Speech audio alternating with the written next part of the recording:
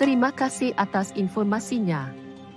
Gelombang, sesuatu yang mungkin sering kita dengar tetapi tidak selalu kita fahami sepenuhnya. Gelombang adalah fenomena fisika yang terjadi ketika energi merambat melalui medium, seperti udara, air, atau ruang hampa.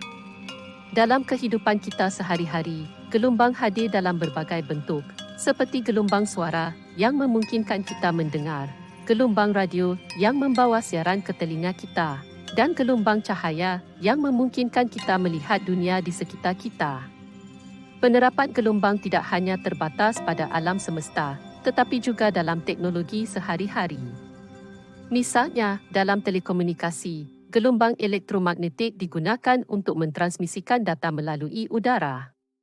Teknologi gelombang mikro digunakan dalam microwave untuk memasak makanan dengan cepat dan efisien. Bahkan dalam kedokteran, gelombang ultrasonik digunakan untuk mendeteksi masalah kesihatan dalam tubuh manusia. Persamaan gelombang dan operasinya memainkan peranan penting dalam memahami bagaimana gelombang bergerak dan berinteraksi. Dengan memahami prinsip-prinsip dasar gelombang, kita dapat mengaplikasikannya dalam berbagai aspek kehidupan dan teknologi moden. Jadi, mari kita terus belajar dan menjelajahi dunia gelombang yang menakjubkan ini bersama-sama. Semoga informasi ini memberi anda wawasan yang lebih dalam tentang dasar-dasar gelombang. Terima kasih. Semua partikel sepanjang itu, ya kan?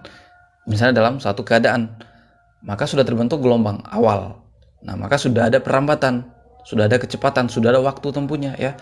Maka sudah ada rambat, cepat rambat, maka omega T ini dan V adalah ini tadi, ya. Maka kita bisa ganti T ini, ya kan? T kita ganti dengan lambda per V. Kita masukkan ke persamaan ini menjadi seperti ini, kan? Nah, atau V kali T ini kita misalkan X. Ini sebagai panjang awal dari si lambda tersebut misalnya. Oke. Atau pola yang sudah terbentuk, ya kan? Oke. Maka ini tadi kalau kita kaitkan dengan sudut, ya kan, omega T ini kan sudutnya, ya. Nah, nanti juga kan ada pembahasan sudut fase, ya. Itu kan tadi bahwa partikel itu kan bergetar seperti ini kalau kita ambil satu titik saja. Nah, dan terbentuk pola gelombang seperti ini. Maka kalau kita kaitkan dengan sudut, sebenarnya itu bisa kita identikan dengan gerak melingkar seperti ini, yang melingkari kuadran-kuadran pada trigonometri, kuadran 1, 2, 3, dan 4, ya kan? Seperti ini. Nah, maka jadi, dari chat sebelumnya, kita bisa lihat bahwa grafik garis gelombang kompleks ini sebenarnya hasil dari penjumlahan gelombang sinusoidal tunggal. Ketika gelombang-gelombang ini digabungkan, mereka menciptakan pola yang kompleks namun indah.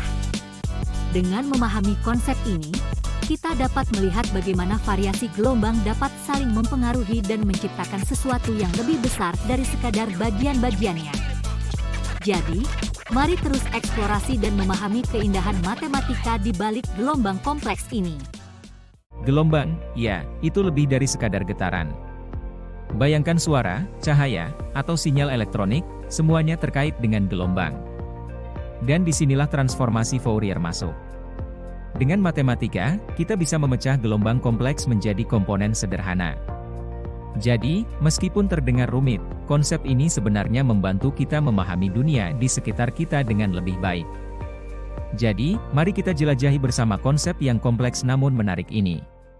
I used to think sound could travel through space like in sci-fi movies.